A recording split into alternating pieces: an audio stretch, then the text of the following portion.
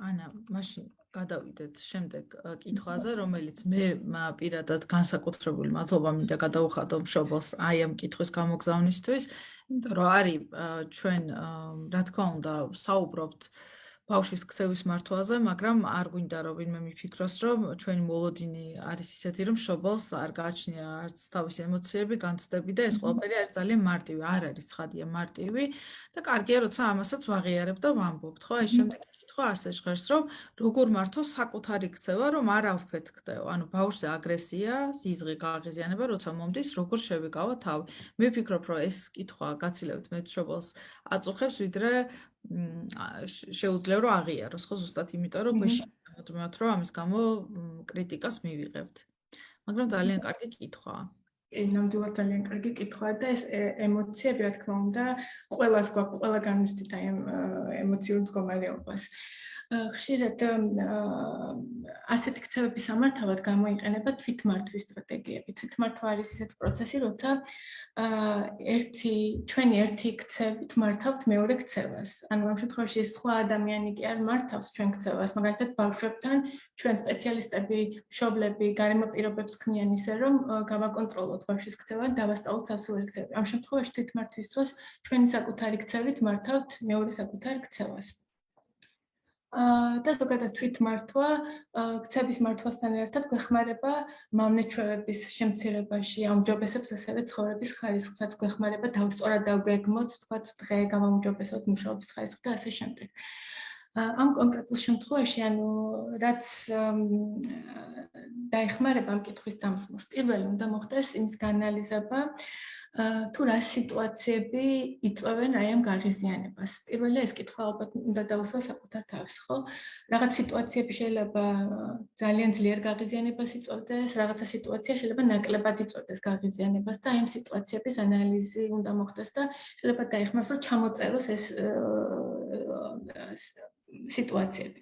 მეორე, რაც აუცილებლად უნდა მოხდეს, ეს როცა ეს ემოციური მდგომარეობა გვაქვს, მაგალითად გაღიზიანება, ხო, რა ქცევით გამოვხატავთ აი ამას, აი ამ გაღიზიანებას, ხო, არ ვუყვირით ბავშვს, ან რას ვაკეთებთ ამ დროს, პირით, შეიძლება, ანუ რა ქცევას ვავლენთ ამ დროს, როდესაც ეს გაღიზიანებული ვართ. და ეს არის ძალიან მნიშვნელოვანი ფაქტორი. ეს უნდა დავადგინოთ პირველ რიგში, რა სიტუაციები იწვევენ ამ გაღიზიანებას და რა ქცევით ვავლენთ აი ამ გაღიზიანებას.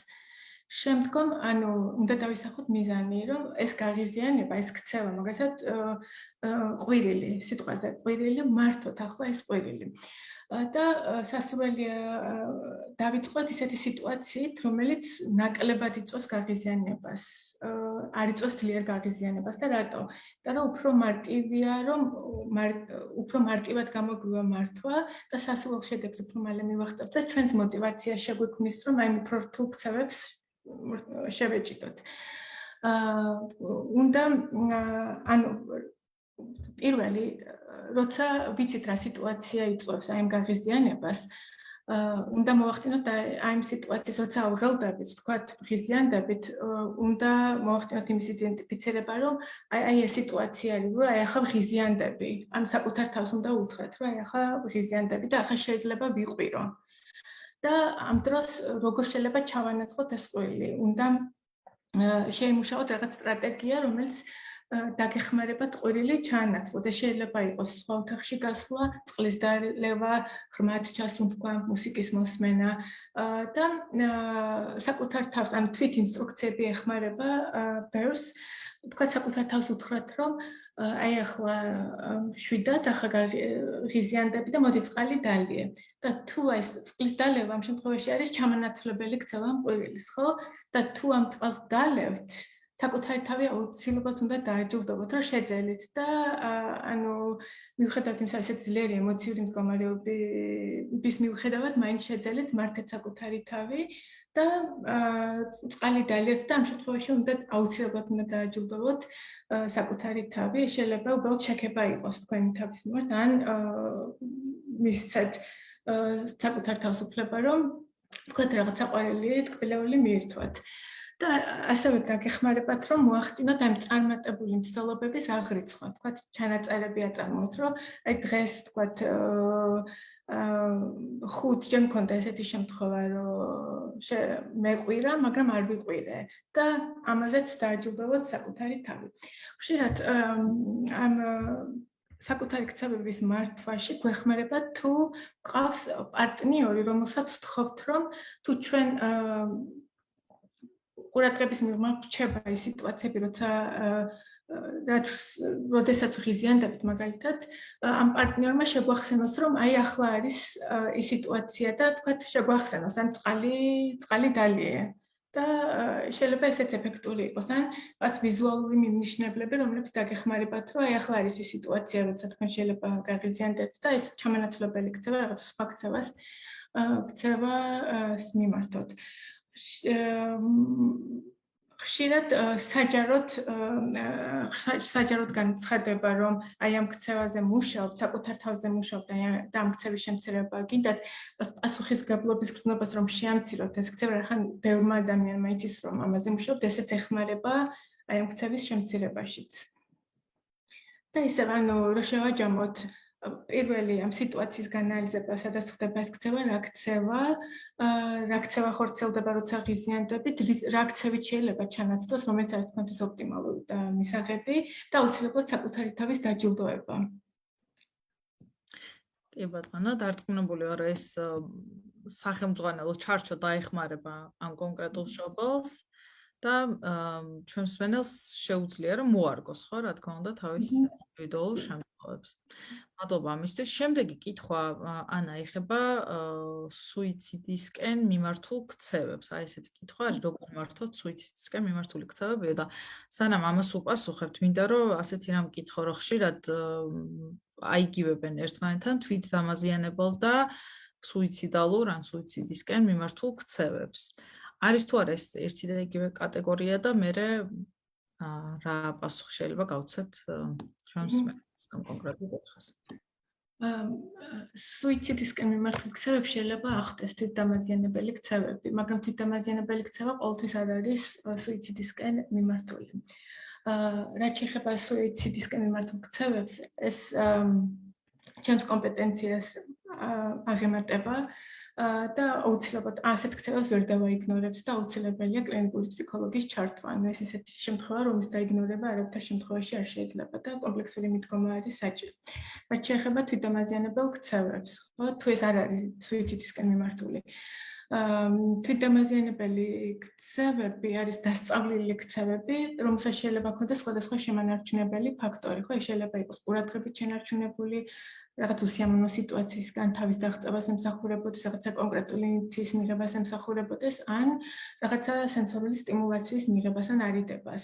და იქიდან გამომდინარე, თუ რას ემსახურება ეს ქცევა, ჩარევის სტრატეგიაც იგეგმება შესაბამისად. თუმცა ჩარევის სტრატეგიამდე აუცილებელია რომ შეფასდეს ამ ქცევის ფუნქცია, მოხდეს ქცევის ფუნქციური ანალიზი და ამის მიხედვით შეიქმნას შესაბამისი ჩარევის გეგმა. და შეეხება სუიციდალურ ქცევებს, აუცილებელია კომპეტენტური სპეციალისტების ჩართვა შემთხვევაში. ანა, შემდეგი კითხვა ეხება უკვე რთული ქცევის მართვას სკოლის გარემოში. და ასე ჟღერს მომდევნო შეკითხვა, რომ უნდა ირიცხებოდეს თუ არა სკოლაში მოსწავლე, როდესაც მას აქვს დამაზიანებელი ქცევები. ინდივიდუალური ასისტენტი კი აგვარებს, თუმცა ამის შემსწრენი არიან სხვა ბავშვებიც. მათ სტრესი ან ტრავმა ადგებათ თუ არა ამ დროს, თუ მანამდე მოსამზადებელ ეტაპს უნდა გადიოდნენ ბავშვები. რაც მინდა აღნიშნო და ხაზი გაუსვა, ყველა ბავშვი უნდა სწავლობდეს სკოლაში. ანუ როგორ თუ ქცევებსაც არ უნდა ავლენდეს ბავშვი, უნდა სწავლობდეს საჯარო ინკლუზიურ სკოლაში და უამრავი კვლევა არსებობს, თუ როგორი ეფექტურია, როგორი სასარგებლოა ბავშვისთვის ინკლუზიურ საჯარო სკოლაში სწავლება. თუმცა, რომ სხვა კუთხით რომ შევხედოთ ახლა, რამდენად არის სკოლა მზად, რამდენად შეუძლია სკოლას მართოს რთული ქცევები. იდეალურ ვარიანტში სკოლას უნდა ქონდეს შემუშავებული პოზიტიური ქცევის ხარგამჭერი სისტემები როგორც სკოლის, ასევე კლასის დონეზე და თუ საჭიროა უნდა ქონდეს შემუშავებული ინდივიდუალური პოზიტიური ქცევის ინდივიდუალური გეგმაც. პოზიტიური ქცევის ხარდამჭერი სისტემები სკოლისა და კლასის დონეზე ემსახურება სკოლაში და კლასში პოზიტიური კლიმატის შექმნას, შენარჩუნებას, განვითარებას და არის პრევენციული საშუალება და ხელს უწყობს ამ პრობლემური ქცევების უпростоრად ირიდებს, ან ემსახურება იმ პრობლემური ქცევების პრევენციას. და ძალიან ბევრი კვლევა არის ჩატარებული ბავშვს, რომელსაც აქვს რთული ქცევა, დადის საჯარო სკოლაში და ამ დროს მასწავლებელი სკოლა აქტიურად იყენებს ამ პოზიტიური ქცევის ხარდამჭერ სისტემებს, ეს ქცევები როგორ მცირდება. თუმცა თუ ბავშვი მიუხედავად აი ამ პრევენციული სისტემებისა, ბავშვი მაინც ავლენს რთულ ქცევას, ამ შემთხვევაში ამ ბავშვს ჭირდება ინდივიდუალური დახმარება, ხო, უნდა შეიქმნას ქცევის მართვის პროგრამა ამ ბავშვისთვის, მაგრამ ეს პროგრამა არ უნდა ხორციელდებოდეს მხოლოდ ინდივიდუალური ასისტენტის მიერ, ხო? ბავშვი აქ ჩართული უნდა იყოს მთელი სკოლა, მასწავლებელი. ბავშვი როცა სკოლაში დადის, სკოლისგან სარგებელს უნდა იღებდეს, ხო, უნდა სწავლობდეს უნდა ხდებოდეს აკადემიური უნარების განვითარება, სოციალური უნარების განვითარება, ფუნქციური უნარების განვითარება და ქცევის გაუმჯობესება. და მხოლოდ ამ ქცევის შემცირება კი არ უნდა იყოს სკოლის მიზანი, არამედ აი ამ უნარების დასწავლა და ბავშვის განვითარების ხელშეწყობა. და მაქსიმალურად უნდა იყოს ბავშვი ჩართული საკლასო აქტივობებში და მასწავლებელი, კლასის მასწავლებელი არის ის, ვინც უნდა რთავდეს ბავშვს საკლასო აქტივობებში. ინდივიდუალური ასისტენტი უნდა ეხმარებოდეს ბავშვს და მასწავლებელს საჭიროების შემთხვევაში. თუ და ის ქცევის მართვის გეგმა, რაც შეიქმნება ამ ბავშვის, ის უნდა იყოს ცნობილი, მასწავლებელიც უნდა ახორციელებდეს ამას, არა მხოლოდ ინდივიდუალური ასისტენტი. თუ რთული, ანუ სკოლამ რა უნდა გაითვალისწინოს, უბრალოდ მშობელმა რა უნდა გაითვალისწინოს, როცა რთული ქცევის მქონე ბავშვი შეყავს სკოლაში, ხო? რამდენად აქვს სკოლას ეს პოზიტიური ქცევის ხარდამჭერი სისტემები შემუშავებული? რამდენად შეუძლია სკოლას ინდივიდუალური გეგმის შემუშავება და ამის განხორციელება? რამდენად უზრუნველყოფს უსაფრთხოებას ბავშვის და თანატოლების? რამდენად შეუძლია, თუ ვთქვათ, ქცევა გამწვავდა და უკვე უსაფრთხო აღარ არის სხვებისთვის, რამდენად შეუძლია ამ ქცევის შეწყვეტა სკოლას, რამდენად აქვს შემუშავებული ეს პროცედურები სკოლას, რამდენად არის მზად, გარემო როგორ არის ადაპტირებული,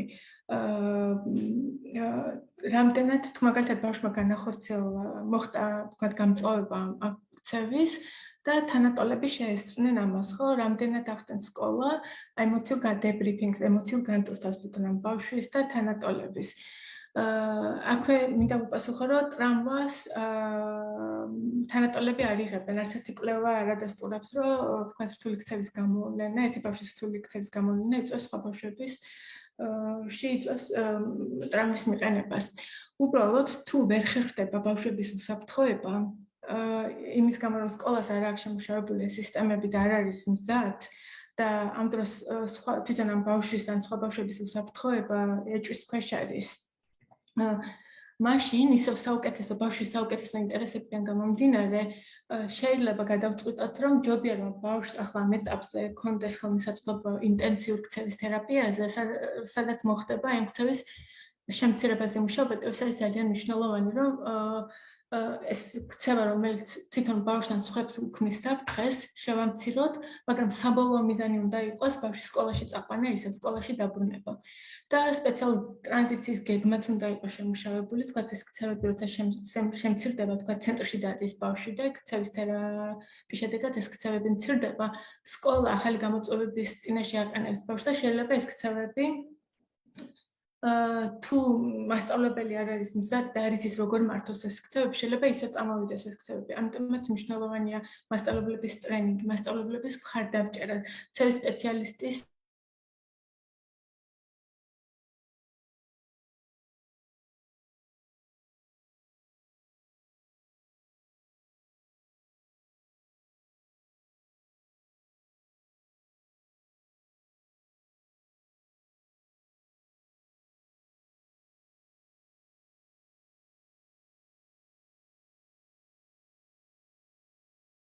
ბავშვი და შეიძლება მოსამზადებელი პერიოდის გავლაც დაჭირდეს არა მხოლოდ ბავშვს, არამედ სკოლასაც, იმისთვის რომ რთული ქცევის მქონე ბავშვმა ისწავლოს საჯარო სკოლაში. ფაქტიურად ესე გამოდის, ანა, რომ სკოლა უნდა მოვარგოთ ბავშვს და არ ვიხელმძღვანელოთ იმით, რომ ბავშვი თუ სკოლას ვერ ერგება, უბრალოდ არ უნდა იაროს და მორჩა, ხო? სკოლა უნდა გადამსკოლა უნდა იყოს მზად სკოლას უნდა ვასწავლოთ, მასწავლებლებს უნდა ვასწავლოთ. ხშირად მხოლოდ ტრენინგით თეორიული ცოდნა არ არის საკმარისი. ხშირად მასწავლებლებს სჭირდებათ ხარდაჭერა ადგილზე. და ამ დროს იდეალურ ვარიანტში თუ ქცევის სპეციალისტი არის ადგილზე და მასწავლებლებს აძლევს მითითებებს, როგორ მოიქცეს, როდესაც აი ამ სიტუაციის წინაშე დგება მასწავლებელი, ამ ტიპის დახმარება უფრო ეფექტური არის. რა თქმა უნდა, ტრენინგით საჭიროა, თუმცა ტრენინგების შემდეგ უნდა გაგრძელდეს ამ მასწავლებლების ამ ტიპის ხარდაჭერა. კი ბატონო. დიდი მადლობა. ანა, ორი შეკითხვა შემოვიდა მედიკამენტებთან და საკუთარ დანამატებთან დაკავშირებით, ანუ რა მედიკამენტები შეიძლება იქნას გამოყენებული ქცევის მართვისასო და ვინ ნიშნავს ამ მედიკამენტებსო და რა დანამატები შეიძლება მივცეთ ბავშვს ქცევის მართვის გაუმჯობესებისთვის. მედიკამენტების დანიშვნა ისევ არ ემატება ჩემს კომპეტენციას. არიან სპეციალისტები, რომლებიც ნიშნავენ მედიკამენტებს და ინიშნება ქცევის მართვის დროს. თუმცა ამ ქცევის სპეციალისტი არ არის ის სპეციალისტი, რომელიც მედიკამენტებს ნიშნავს და მე არ მაქვს კომპეტენცია ვისაუბრო მედიკამენტებზე. შემდეგ გვაქვს ესეთი ორი კითხვა, სადაც გამოიკვეთა, რომ ეს ორი კითხვა ეხება იმას, თუ რას ვაკეთებთ იმ შემთხვევაში, როცა ვერ ვიგებთ რა არის რთული ქცევის გამოწვევი მიზეზი, ანუ რა ჯანმრთელობის მდგომარეობამ შეიძლება გამოიწვიოს ბავშვის ქცევის არევა, მიზეზი ვერ დგინდება ბავშვის არასასურველი ქცევის რის გადამოწმებას გვირჩევთ. ერთი არის ასეთი კითხვა და მეორე ნახე რომ მოგესალმებით საკუთარ ძიმე სიტუაციას აღწერს ჩვენი მსმენელი მოგესალმებით მაინტერესებს თბილისში თუ არის ისეთი ბავშვთა სახლები სადაც შეიძლება რთული ქცევის ბავშვის გაჩერება გარკვეული დროით მშობლები ყველაფერს აკეთებენ მისი მდგომარეობის გასაუმჯობესებლად თუმცა ბავშვი ერჩის მშობლებს განსაკუთრებულად დედას მივიღებთ რჩევებს ხო მედიკამენტებთან დაკავშირებით ხო ანუ მედიკამენტები საგრძნობლად ვერ უცვლის მდგომარეობას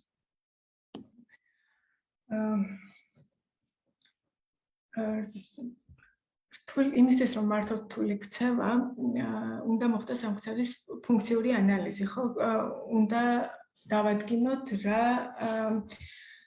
რა ფაქტორები მონაწილეობენ რა ფაქტორები განაპირობებენ ხელს უწყობენ ამ ქცევის გამოვლენას და შემდგომში შენარჩუნებას და ხშირად უბრალოდ დაკვირვებით ამ ფაქტორების დანახვა არის რთული და ასეთ დროს საჭიროა კვალიფიციური სპეციალისტის ქცევის ანალიტიკოსის ჩართვა, რომელსაც გავლილი აქვს სპეციალური მომზადება, აქვს კომპეტენცია შეაფასოს ეს ქცევა და დაინახოს ის ცვლადების გარემო ფაქტორები, რომელიც მონაწილეობენ ამ ქცევების გამოვლენაში, დასწავლაში. ამ შემთხვევაში, ჩემი რეკომენდაცია იქნებოდა დღეს უკვე საქართველოში ყავს კვალიფიციური ქცევის სპეციალისტი, ქცევის გამოყენებითი ანალიზი ვითარდება, ყავს ამერიკის ქცევის ანალიტიკოსთა საბჭოს მიერ სერტიფიცირებული სპეციალისტები, რომელმაც გაიარეს გადამზადება და ჩემი რეკომენდაცია იქნებოდა, რომ აი ამ ადამიანებს მიმართონ, რომელთაც უნდა შეაფასონ ეს ქცევა, მოახდინონ ქცევის ფუნქციური ანალიზი. ფუნქციური ანალიზი არის არა მხოლოდ დაკვირვება, არამედ სპეციალურად ისეთი პირობების შექმნა, რომ დავინახოთ ეს ქცევის გამოწვევი ფაქტორები, ქცევის გამოწვევი და შემანარჩუნებელი ფაქტორები, განსაზღვროთ ქცევის ფუნქცია და ეს შეუძლიათ ამ სპეციალისტებს და ჩემი რეკომენდაცია იქნებოდა ამ სპეციალისტების ჩართვა, რომლებიც შეძლებენ შემდგომში შესაბამისი პროგრამის შექმნას ბავშვისთვის და აი მეორე მაგალითზე მინდა თქვა რომ იდეალურ ვარიანტში ქცევის სპეციალისტი სახლში უნდა მოდიოდეს და მშობელს ეხმარებოდეს, უწოდებს ხარდამჭერას, ეხმარებოდეს და ასწავლდეს, ვთქვათ, როგორ მოახდინოს რეაგირება ამ ქცევებზე.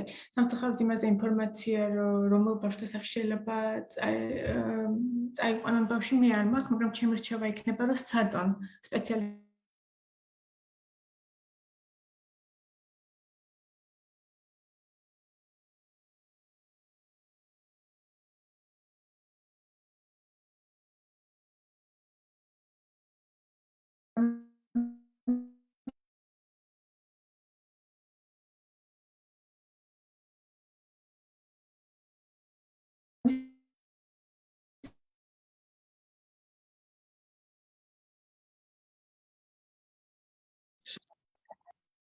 შემოვიდა.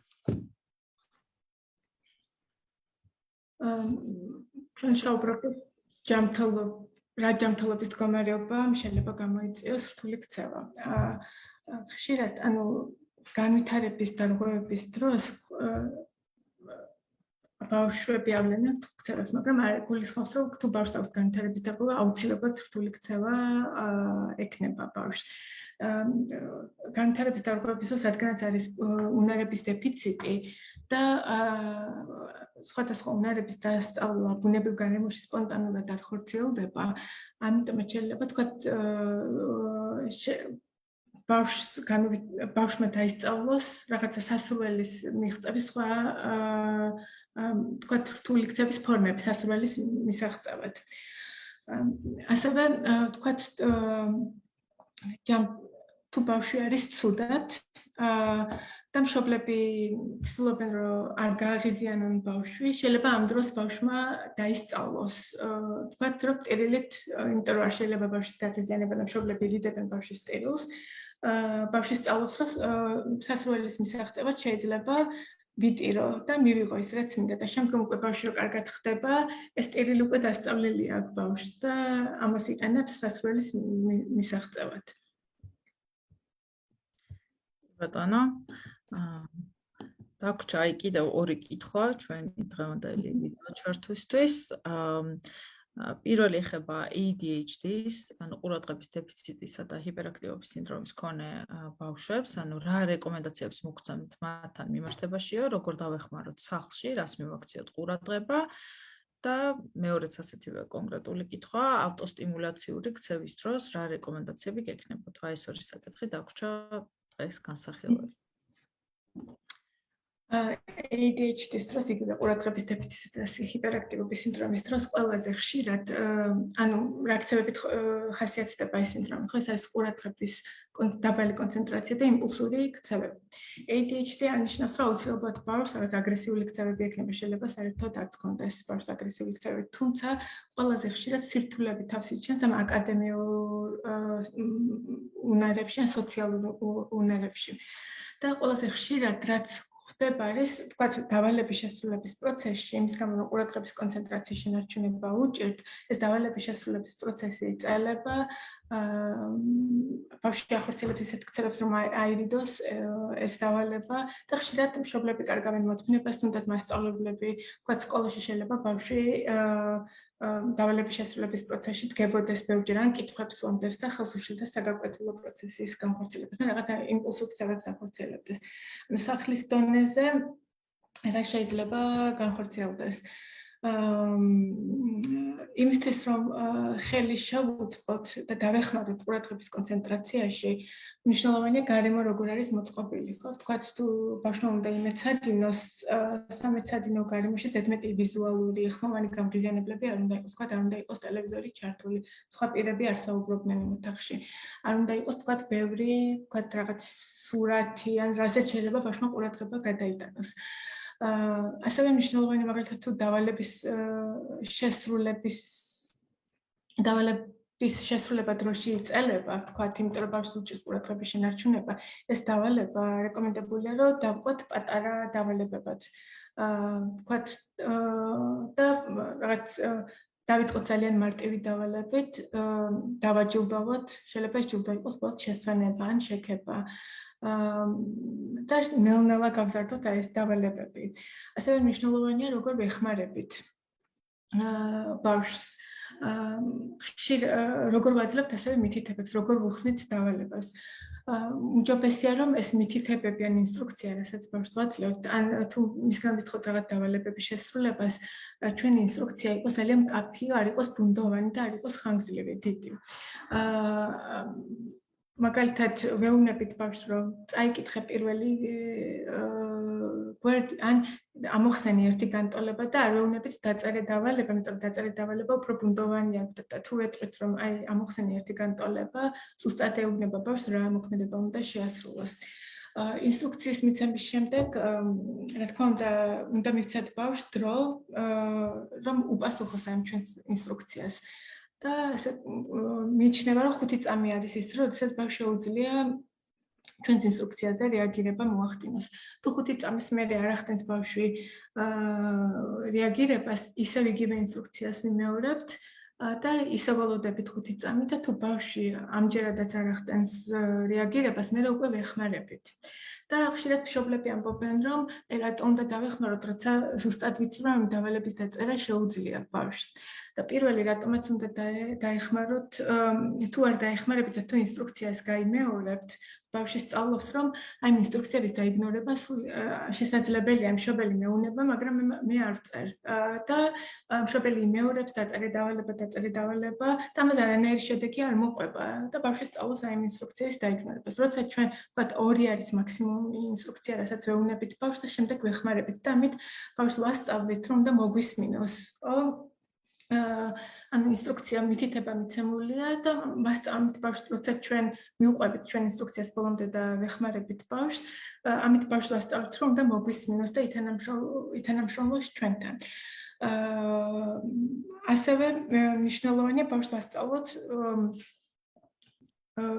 ჯერ ეს და შემდეგ, თქვათ, ჯერ დავალება შეასრულა და შემდეგ ითამაშე ამ პრინციპს. ეს მაგ პრინციპზე გადავალთ, ან ერთს დავაზუსტებთ, ვიხმარებით, რომ აღნიშნე რა იგულისხმება, თქვათ. გააჩნია რა ტიპის დახმარება ჭირდება. მაგალითად, თუ არ წერს ბავშვი, შეიძლება თქვათ ფიზიკურად დავეხმაროთ, რომ დაწეროს. თუ მაგალითად პასუხი არ გვაძლევს რაღაც კითხვა დავსვით და არ გვაძლევს პასუხს, შეიძლება ჩვენ უთხრათ ეს პასუხი და შემდგომ ბავშვმა ეს გაიმეოროს. ან შეიძლება მივანიშნოთ, სად არის ეს პასუხი. გააჩნია რა ტიპის დახმარება ჭირდება ბავშვს და რა ტიპის დახმარებაზე რეაგირებს ყველაზე კარგად. და ისევ მინდა ხაზი აუსვა, რომ ვეხმარებით არა უნარის დასასწავლად, არამედ რომ მოგვაქციოს ყურადღება და ანუ მიყვეს ჩვენს მითითებას. თუ ამას ესე შევასრულებთ, მაშინ ბავშვი დაისწავლის, რომ რაც არ უნდა მითხრას მშობელმა, ამ ინსტრუქციის არიდება სრულიად შესაძლებელი, არ უსმენ, ან მშობელი მეუბნება, იმეორებს ინსტრუქციას, მაგრამ მე არ უსმენ და ამას არანაირი შედეგი არ მოყვება. შემდეგ იმ პრინციპზე საუბრობთ, ხო? ჯერ ეს და შემდეგ ეს პრინციპი გამოიყენება ძალიან ეფექტურად. მაგალითად, თუ ბავშვს ეუბნებით, რომ დავალება შეასრულოს, მაგრამ ბავშვი ითხოვს, რომ უნდა გარეთ გასვლა. ეუბნებით, რომ არა, ჯერ დავალება შეასრულო და მერე გარეთ გადის და გარეთ გადი და მანამ არ გავა გარეთ, სანამ დავალებას არ შეასრულებს. ასევე დავალების შესრულების აკადემიური უნარების გაუმჯობესებაში აქტიურად გამოიყენება ჟეტონების სისტემა, გადაცვლადი განმტკიცებელია. შეიძლება იყოს, თქვათ, რაღაცა ღიმილებს აგროვებს ბავშვი და თუ დააგროვებს მაგალითად 5 ღიმილს, მერე იღებს ჯილდოს. და უკეთრად უნდა იყოს განსაზღვრული, თქვათ, რა აქცების შემდეგ იღებს ამ ღიმილს. მაგალითად, წაიკითხა ერთი გვერდი მიიღო ერთი ღიმილი, წაიკითხა მეორე გვერდი მიიღო მეორე ღიმილი, დაწერა დავალება მიიღო მესამე ღიმილი. ამ უკეთრად უნდა იყოს განსაზღვრული, როდის იღებს ბავშვი ამ ღიმილებს. და შემდგომ იღებს ჯილდოს. თავდაპირველად ძალიან მარტივი მოთხოვნები უნდა წაუყენოთ ბავშვს, რომ აი განმამტკიცებელი მალევე მიიღოს, რომ ამით შეუქმნათ мотиваცია დავალებაში ჩართვის. ხშირად ბავშვები დავალების არიდებას ცდილობენ, მაგალითად თუ ვეუბნებით, რომ წიგნი წაიკითხოს, წიგნს კითხულობენ და უცებ რაღაცა კითხვას სვამენ. და თუ ჩვენ აი ამ კითხვას ვპასუხებთ, ძალაუნებურად ვუმტკიცებთ აი ამ კითხვის არიდებას, ხო?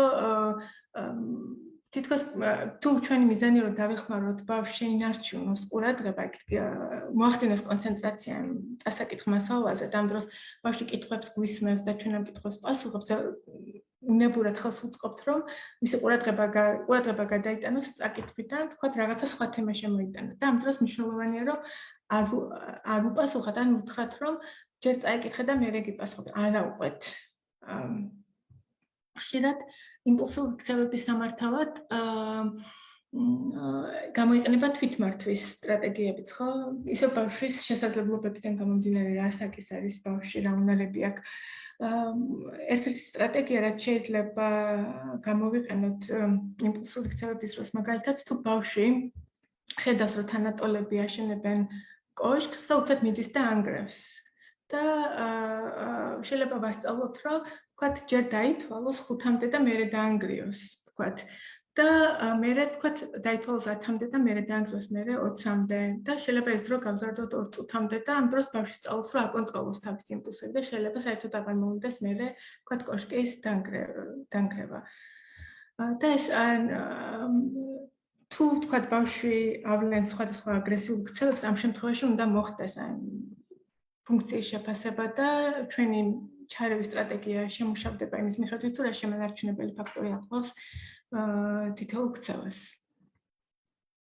და მეორე კითხვა იყო თუ არ თვითმასტიმულირებელ ქცევებზე, ხო? თვითმასტიმულირებელი ქცევები არის ისეთი ქცევები, რომლებიც გვეხმარება თვითრეგულაციაში და თავად წარმოქმნის განმტკიცებელს და ასეთ ქცევებს ვახორციელებთ ყველანი, ხო? ეს მუსიკის მოსმენა, თქვათ, კითხვა, ტელეფონის ქოლა, შეიძლება იყოს თვითმასტიმულირებელი. ხშირად განვითარების დარღვევების დროს, განსაკუთრებით აუტიზმის დროს, ხშირად ხედავთ, რომ ბავშვები ერთი და იგივე მოქმედებებს იმეორებენ, ხო? რასაც ვეძახით სტერეოტიპულ მოქმედებებს, თქვათ, სათამაშოებს აწყობენ წკრივში. ან თქვათ ხელს ატრიალებენ, თითებს ატრიალებენ, თვითონ ტრიალებენ, ხო? ესეთი სტერეოტიპული ქცევები შეიძლება იყოს თვითმასტიმულირებელი, შეიძლება არ იყოს არ ქონდეს ეს ავტომატური, არ იყოს თვითმასტიმულირებელი ფუნქცია არ ქონდეს და შეიძლება ყურადღების მიღებასაც ემსახურებოდეს. გარეგნულად გავდეს სტერეოტიპული ქცევები გავდეს გარეგნულად თვითმასტიმულირებელი ქცევას, მაგრამ სულ სხვა ფუნქცია ქონდეს და ამიტომაც ისევ და ისევ მნიშვნელოვანია შეფასება. თუ ამ სტერეოტიპული ქცევების ფუნქცია არის თვითრეგულაცია და მშვიდება, ასეთი ქცევების აკრძალვა არ არის რეკომენდებული. ეს ისეთია, რომ ჩვენ ვიღაცამ დაგვიშალოს, თქვათ, არ მუსიკის მოსმენა, ან თქვათ, წიგნის წაკითხვა. ეს ქცევა ბავშვი მიმართავს, იმიტომ რომ მოახდინოს თვითრეგულაცია, ამ ქცევების დაშლა, აკრძალვა არ არის მიზანშეწონილი. თუმცა უნდა ვასწავლოთ სხვა ქცევები, თქვათ, როგორ შეიძლება ბავშვმა როგორ შეიძლება ჩავანაცვლოთ ახლა ეს თვითმასტიმულირებელი ქცევა. ხშირად რასაც ხედავთ, ბავშვები, რომლებიც მიმართავენ თვითმასტიმულირებელ ქცევებს, მაგას სტერეოტიპულ მოქმედებებს ნაკლებად თამაშობენ ფუნქციურად, ნაკლებად იყენებენ სათამაშოებს ფუნქციურად, ხო? თუ ბავშვი აღარ თამაშობს, როცა ვაფასებთ ბავშვებს და ვქნით განმავითარებელ პროგრამას, ხედავთ, რომ ბავშვები, რომელსაც აქვს დაბალი თამაშის უნარები, ძალიან მაღალია სტერეოტიპული ქცევები. და ჩვენი თერაპიული მიდგომები ემყარება რა ამ თვითმასტიმულირებელი ქცევების შემცირებას, არამედ თამაშის უნარების განვითარებას.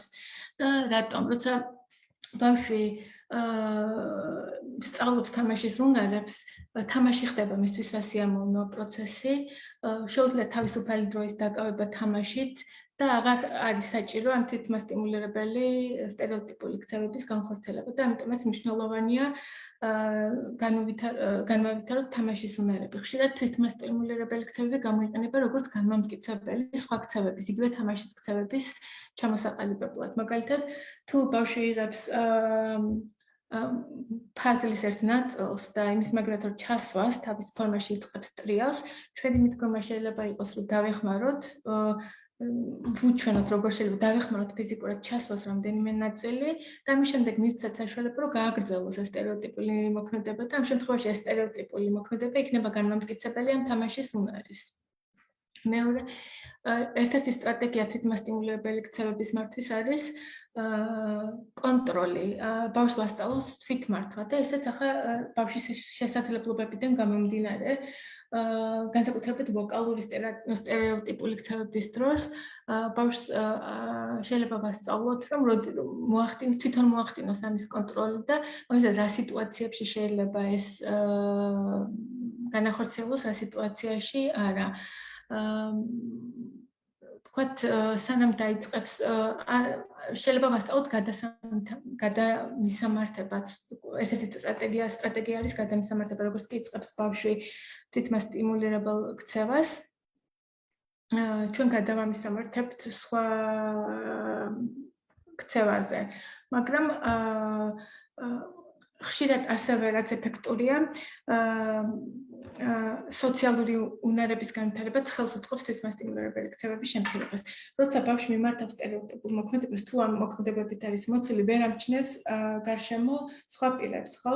და მათთვის ეს სოციალური ურთიერთობა არ არის ისეთი სასიამოვნო, როგორც ეს ქცევა. მაგრამ ჩვენ თუ აი ამ თვითმასტიმულირების სტერეოტიპულ ქცევებს დავაწყობთ სოციალურ ურთიერთობასთან, შეიძლება ანუ რისი თქმა მინდა რომ თუ მაგალითად ჩვენ მოკრძალავთ ბავშვს სტიმულირებელ ქცევას, მისთვის მოზრდილები აღიქმება, ბავშვს შეიძლება აღიქმას როგორც ის ადამიანი, რომელიც უშლის სასიამოვნო აქტივობას და შეიძლება ბავშვისთვის მოზრდილთან ურთიერთობა აღარ იყოს სასიამოვნო. ამიტომაც ჩვენი აქცენტი უნდა იყოს, რომ ჩვენთან ურთიერთობა ბავშვისთვის გახდეს სასიამოვნო. და ნახოთ რა შეიძლება უნდა ვცადოთ რა შეიძლება მოეწონოს ბავშვს. შეიძლება იყოს ტრიალი, სირბილი, დაჭერობანა, ვთქვათ ხტუნვა ერთად.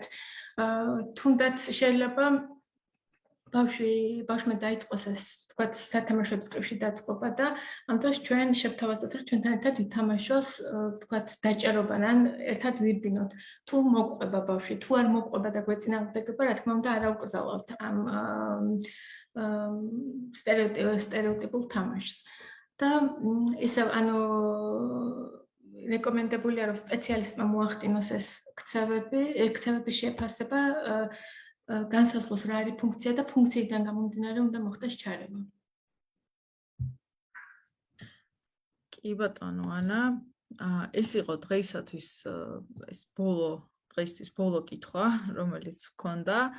მსმენელს მინდა შევახსენო, რომ ჩვენი სტუმარი გახლავთ ფსიქოლოგი, ქცევის სერტიფიცირებული ანალიტიკოსი ანა ბარქაია, რომელიც ჩაგვერთო ავსტრალიიდან. უღრმესი მადლობა ანა კიდევ ერთხელ ჩვენი გუნდის სახელით.